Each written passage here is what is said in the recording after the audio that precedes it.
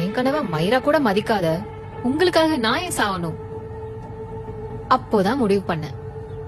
என் கனவுக்கு இடைஞ்சலா இருக்கிற என் அம்மா அப்பா, என் புருஷனை பெத்த நீங்க 2 பேரு, நீங்க எல்லாரையும் ஃபர்ஸ்ட் போட்டு தள்ளிட்டு அப்புறம் நான் போய் சேரலான்னு முடிவு பண்ணிட்டேன்.